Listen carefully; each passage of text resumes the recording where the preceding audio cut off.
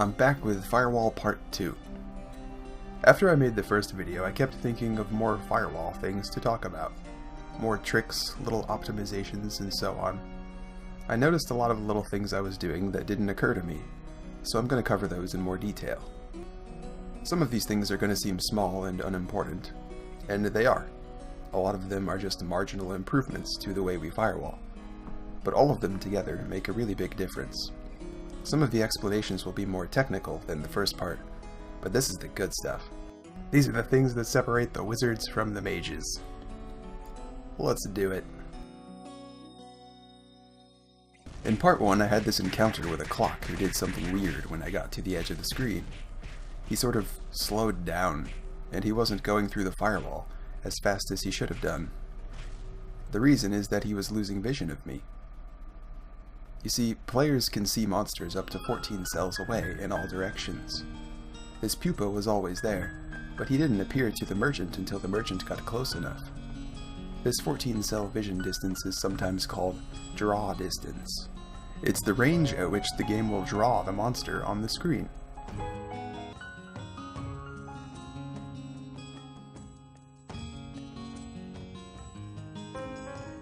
Alright, but that still doesn't explain what was going on with the clock. He was visible the whole time. That's because while a player's vision range is 14 cells, a monster's vision range is only 10 cells. We can stand outside of the monster's shorter vision range and still be able to see it and even attack it.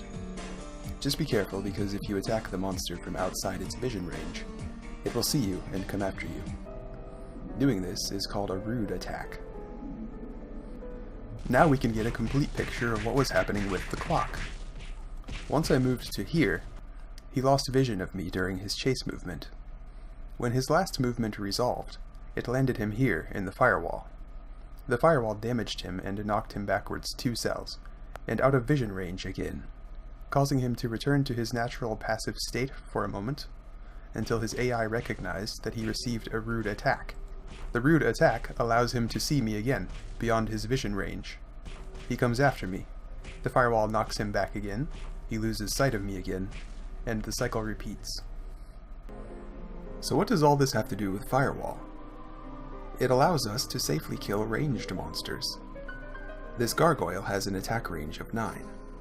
If I Firewall on 9, he will be able to hit me during the short moment in which he occupies the fire cell. If I Firewall on 10, he will be knocked back, out of vision range, before he gets close enough to shoot me. The rude attack rule re-aggroes him, and he walks into the fire again.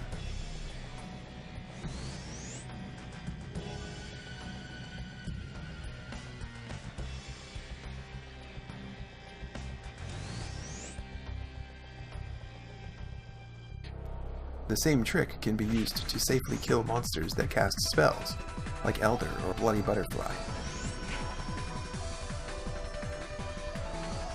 The range for spellcasting is 10 for both players and monsters. So after we place the firewall on 10, we need to move back so that we're safe from the monster's spells.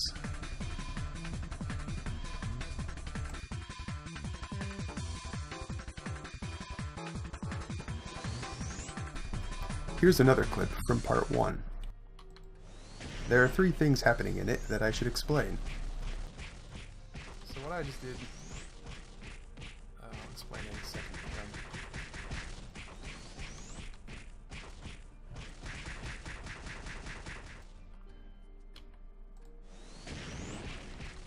When you cast, the first one is centering ourselves with the firewall. Notice how I'm standing directly behind the firewall, rather than to the side of it. This is a dangerous habit to form. When I first learned how to vertical firewall, this is something I did for a long time. I was nervous that the monster would walk around the fire and reach me. I just didn't feel safe standing to the side of it.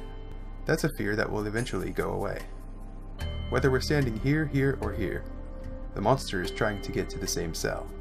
It makes no difference. The reason it's a dangerous habit is because sometimes monsters are coming from different angles. If we center ourselves too soon, one of them may walk around the fire. Another reason is because of wandering monsters and respawns.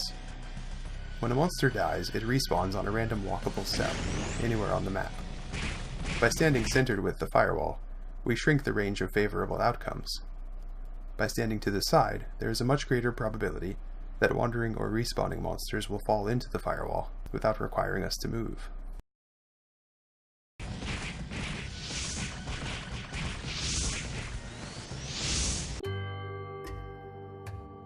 The other two things are safe distancing and cursor preparation. Depending on how fast the monster moves, try to put a safe distance between you and the monster before you stop to place the firewall. This can be tricky with fast-moving monsters.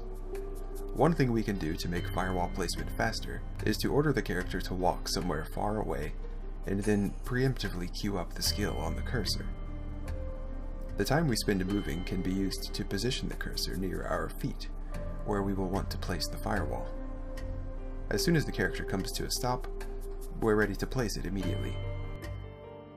While we're moving, it's hard to see which cell we will need to target, but we don't have to, because we know where that cell is going to be on the screen when we land.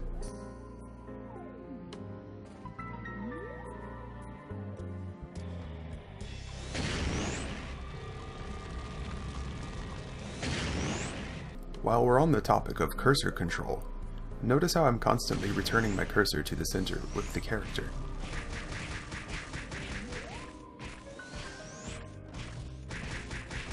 This isn't only narcissism.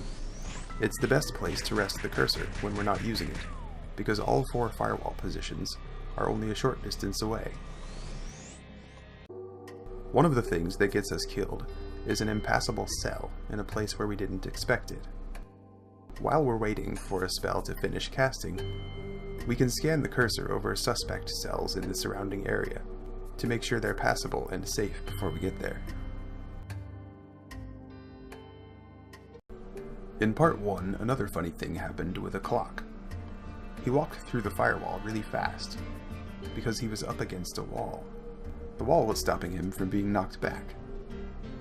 There isn't much to say about this other than just be aware that it can happen, and to be prepared to place another firewall, because that one is going to get used up sooner than expected. Undead monsters like this zombie prisoner walk through fire without getting knocked back, but they receive all 14 hits from each cell all at once.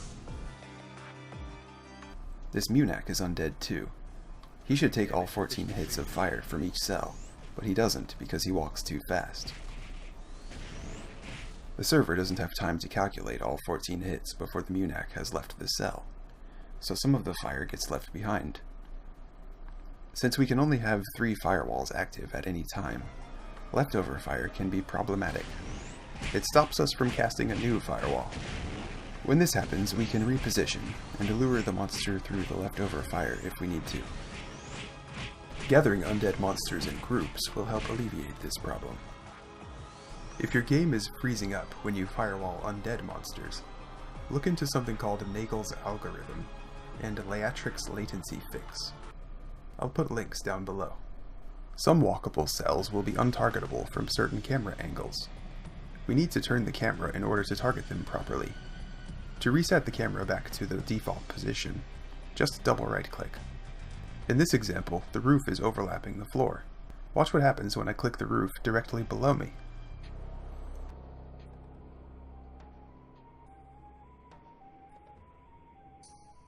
The character goes a little bit to the right.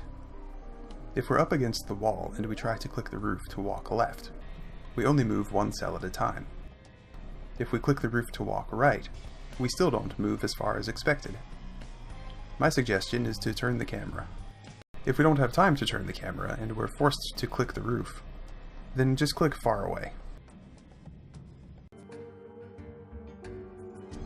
Some areas in the world have uneven terrain, which makes it difficult to see where the rows line up, and to click the right cell. It's the roof problem happening on a micro scale, all over the floor. We can usually turn the camera to find a clearer view and get the job done, but there are some places, like this room in Clock Tower, where cells overlap no matter which way we turn the camera. Many a mage thought they were good enough to firewall here. You may get away with it once, you may get away with it twice, but eventually rooms like this kill everyone. My advice is just to try to avoid them. If we're using a heal clip, we need to make sure to take it off when we're not using it, because it makes all of our spells cost 25% more SP. To make accessory swapping work smoothly with hotkeys, we need both accessory slots to be occupied, or else it will just go into the empty slot.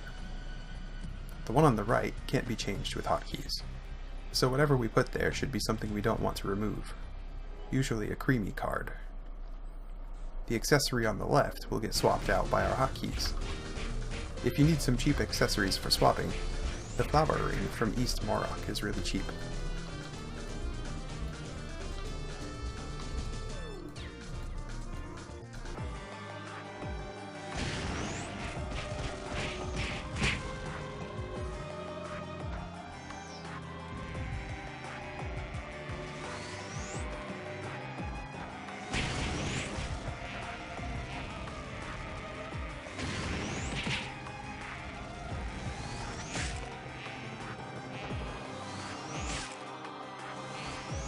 Here I have some zombies that I really want to kill, but I keep encountering different problems.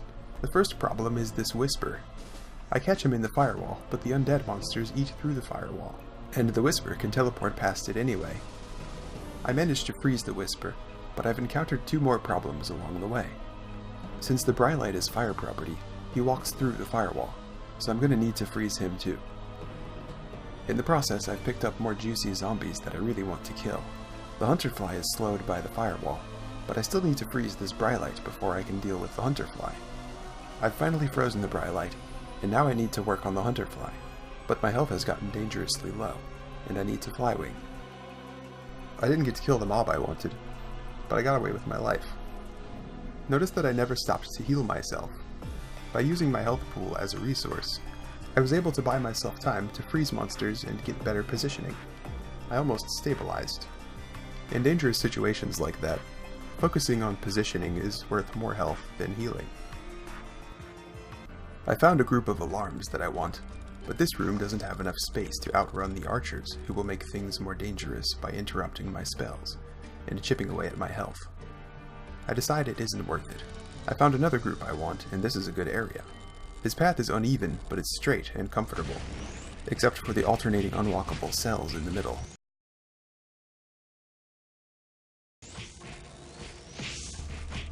I can work around them by committing to one side or the other, and only crossing when I need to. If I keep moving down, I may not find a safe place to stop, so I turn back the way I came, because I know it's clear and that I haven't dropped any yet. Slow-moving monsters are slow to react on the turn, so we can gain a lot of distance by making sharp turns. A quick fireball on the turn keeps their attention, and then it's smooth sailing from there.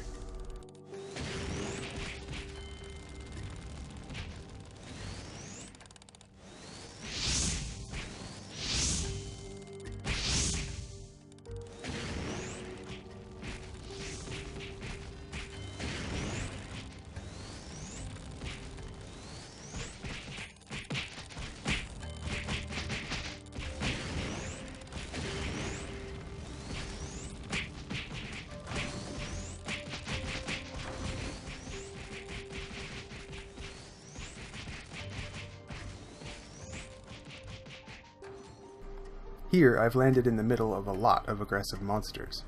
After a teleport, we only have a few seconds of immunity to assess the situation and come up with an escape route. The first movement will reveal our position to the monsters, and they will all begin walking to the spot where they first saw us. In this picture, I landed up top, and that's where the monsters are going. My first movement was to the bottom, which will become safer as the monsters move up. The monsters are slow to change direction, and they are still trying to move up top.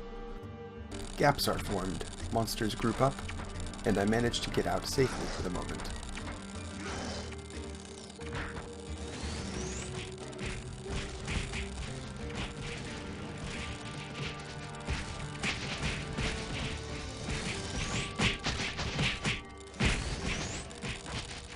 Heaven's Drive is stronger, but I switched to Fireball because it has a shorter cast time than Heaven's Drive, allowing me to avoid interruption from the archers. The archers here can be deadly. Not so much for the damage they're dealing, but because a well-timed shot during my movement can cause position lag, which can cause me to misjudge the distance between myself and the mob, or cause firewalls to come out in unexpected formations. If we take the smallest possible steps and move only one cell at a time, position lag can't happen. There are no cells in between the origin and the destination, so no guesswork is required by the game client, and we can be sure that our sprite is an accurate representation of our position on the server.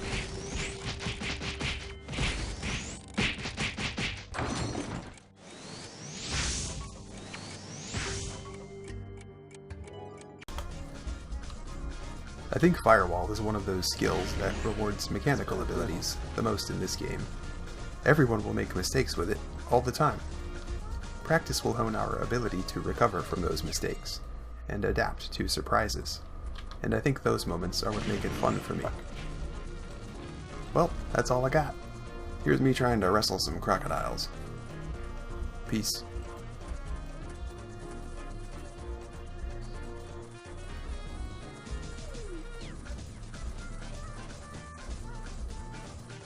This is too fucking many. God damn it. I'm gonna way out. Except the way I came.